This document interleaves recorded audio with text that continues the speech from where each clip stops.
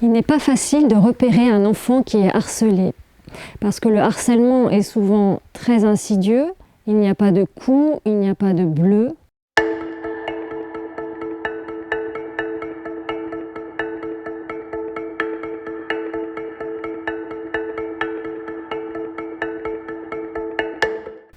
Si tu es victime de harcèlement, qu'un ou d'autres enfants t'embêtent, t'insultent, se moquent de toi, te rejettent, t'isolent, la première chose que tu dois faire, c'est en parler à tes parents. Tu rentres à la maison, tu en parles, tu dis ce qui se passe.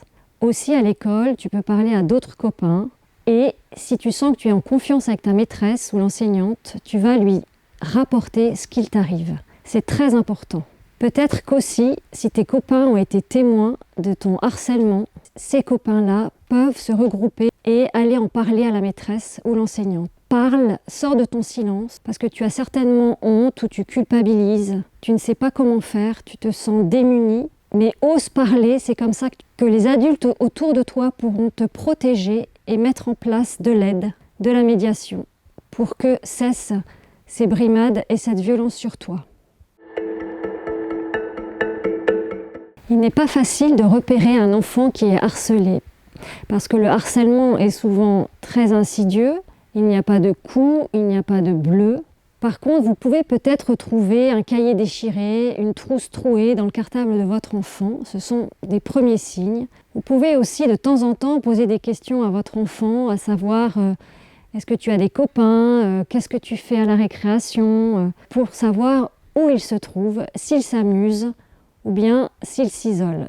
Il n'est pas sûr qu'il vous en parle, par peur, par honte, et c'est, je crois, indispensable que vous soyez ouvert lors des repas, par exemple, pour aborder des questions autour de l'école, de ses copains, de ses copines, et être disponible. L'idée n'est pas de l'affronter ou de le confronter directement, mais de parler.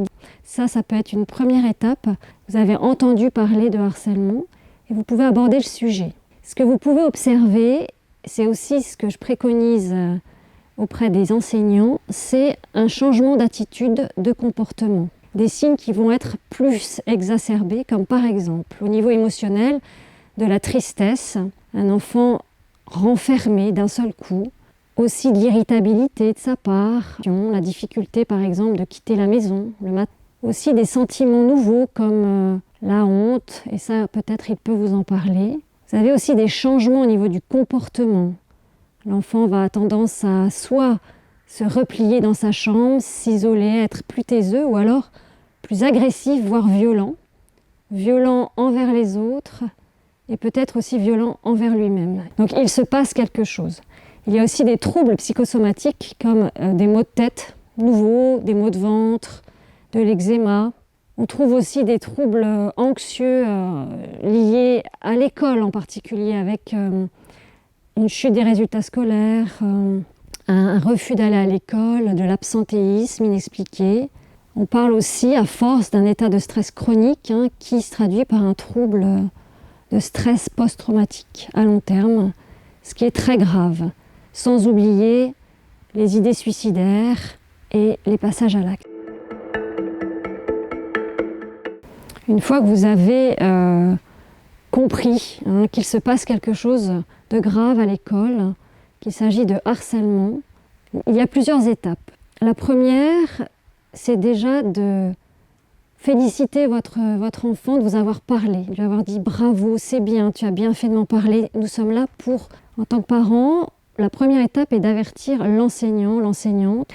L'enseignant doit normalement prendre acte et au sérieux ce que vous lui partagez. Quand c'est le cas, c'est formidable. L'enseignant va prendre en charge problématique et surtout la souffrance de votre enfant et va dans un premier temps recevoir votre enfant pour l'écouter, peut-être avec vous, ce qui est le plus simple. Et puis ensuite, elle va réunir l'auteur ou les auteurs du harcèlement et des brimades pour échanger avec. L'enseignante, en général, elle préfère déléguer à un médiateur. Le médiateur doit être formé et le médiateur, il va agir de la même façon. Il va recevoir l'enfant cible. Alors ce n'est pas facile, c'est une démarche qui n'est pas facile. En général, cet enfant, il est reçu seul. Ensuite, la médiatrice ou le médiateur va recevoir aussi les auteurs, peut-être aussi les témoins, réfléchir ensemble à des solutions constructives pour aider l'enfant cible. C'est important de ne pas diaboliser les auteurs qui eux-mêmes sont en souffrance. C'est pour ça qu'il faut accompagner, comprendre les enjeux, qu'est-ce qui se passe derrière tout ça. Quand les auteurs réalisent qu'ils ont fait du mal, et ce n'est pas toujours le cas, c'est pour ça qu'il faut expliquer ce que c'est le harcèlement. Quand il prend conscience de la portée de ses actes, il peut se remettre en question, il peut réfléchir et peut-être justement changer son comportement. Quand ce n'est pas le cas, ça va plus loin, c'est-à-dire qu'il peut aussi être sanctionné. Alors parfois, il n'y a pas de médiation, donc des parents se retrouvent démunis. Je reçois plusieurs appels par semaine de parents qui sont démunis parce que l'enseignant ne tient pas compte de la souffrance de leur enfant, a tendance à banaliser ou à relativiser. C'est des histoires d'enfants, ils vont régler ça ensemble. Donc moi, je conseille aux parents d'interpeller le doyen ou le directeur, de demander un rendez-vous. Alors il arrive que des doyens et des directeurs prennent ça très au sérieux et vont vraiment agir. Parfois, les parents qui m'appellent démunis parce que même la direction, en fait, ne réagit pas. Alors parfois, il faut aller encore plus haut et il faut taper plus haut parfois parce que le directeur ou le doyen ne réagit pas. Et constituer un dossier avec le témoignage de votre enfant, il est parfois nécessaire de joindre une attestation du pédiatre qui révèle le mal-être de l'enfant ou un psychologue peut-être qui déjà suit votre enfant et d'envoyer ce dossier à la direction générale de l'enseignement obligatoire, la DGEO, qui va prendre en charge le dossier de votre enfant. Tout cela demande beaucoup d'énergie. Parfois, il faut taper plus fort encore. Et je crois vraiment qu'il faut porter plainte et ne pas hésiter.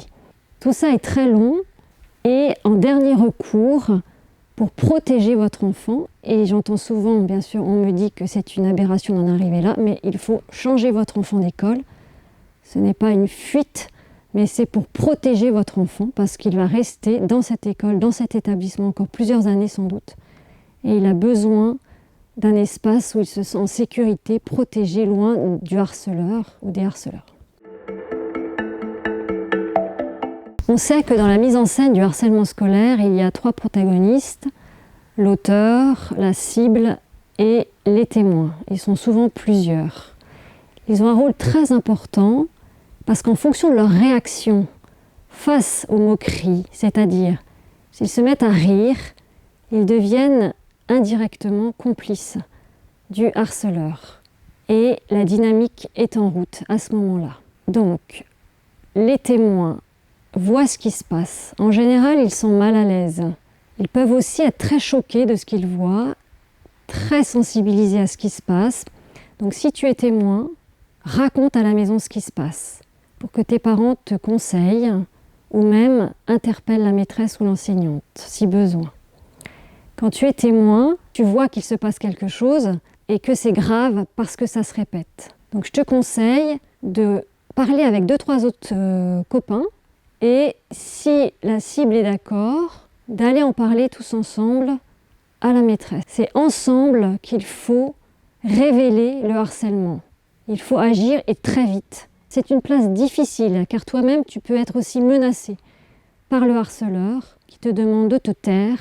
Alors prends ton courage à 2 mains et vraiment regroupe-toi, va vers tes copains et allez à plusieurs dénoncer ce qui se passe. C'est important. Car il y a vraiment une mise en danger, et un danger réel pour la cible qui souffre énormément, et tu as quelque chose à faire. Problème dont on parle énormément depuis quelques années, donc je pense que c'est un problème qui est pris au sérieux. Les formations qui sont données aux enseignants notamment se mettent en place progressivement dans les cantons de Genève et de Vaud notamment, ce qui est vraiment une bonne chose. La prévention doit se faire très très tôt, déjà en garderie. On peut parler aux enfants des codes sociaux en abordant le sujet du harcèlement à travers des livres, mais aussi des jeux de rôle, avec par exemple comme situation type le vol d'un goûter ou l'exclusion d'un enfant. Et aussi, il y a un travail de fond à faire sur les émotions en parallèle, hein, parce qu'ils sont petits à ce moment-là. Donc, qu'est-ce qu'une émotion ? Qu'est-ce que ça veut dire se respecter et respecter son copain ? Rappeler qu'il y a des règles pour bien vivre ensemble. Et puis, moi, j'aimerais beaucoup que soit vraiment instauré chaque année de prévoir une demi-journée pour aborder le harcèlement scolaire. Surtout les faire réfléchir sur ces questions, les faire réfléchir sur qu'est-ce que le bien vivre ensemble, par quoi ça passe, par quelles règles, les faire réfléchir sur ce que c'est que l'empathie, se mettre à la place de l'autre, qu'est-ce que la souffrance, qu'est-ce que la douleur, à partir de quand je suis complice du harcèlement. Ça, c'est une question fondamentale de réflexion. J'ai reçu il y a 6 mois environ un email de Juliette et Loïc pour parler de leur association VIA qui promeut le bien-être des enfants dans les écoles. Ayant vu, je crois, l'article que j'avais écrit sur le harcèlement scolaire, et j'étais très heureuse de recevoir leur email. Et d'ailleurs, je leur ai dit, mais il ne manquait plus que vous, je m'en souviens encore.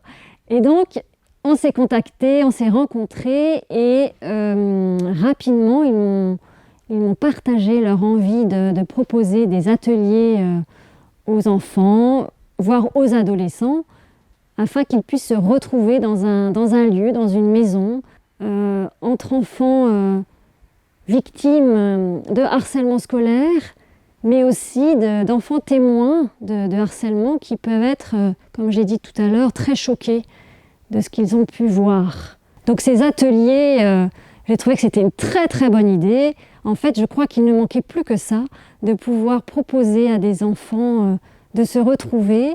Et leur idée, c'est de les accueillir chaque mercredi. Des rencontres qui ont vraiment un fil rouge qui est celui de transmettre, d'évoquer des valeurs fondamentales que sont le respect de soi et des autres, la confiance, l'estime de soi, c'est-à-dire que l'estime et la confiance vont être vraiment renforcées pendant ces rencontres, mais des valeurs aussi autour de la liberté, de prendre soin d'eux, et aussi beaucoup travailler autour des émotions, prendre soin de ses émotions, l'échange. Il y aura un temps d'échange, un temps de jeu, et à nouveau un temps de parole.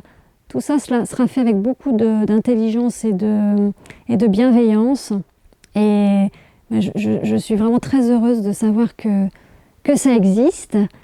Et ils regroupent, l'association VIA regroupe des jeunes qui ont entre 22 et 30 ans, 22 et 25 ans environ.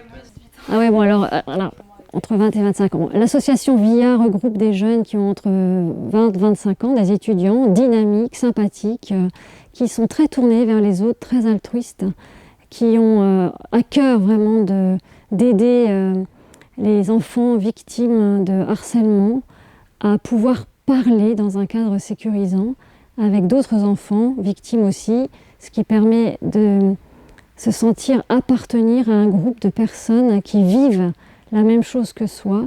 Et ça, c'est très important, c'est-à-dire je rencontre l'autre qui vit la même chose que moi, je me reconnais en l'autre.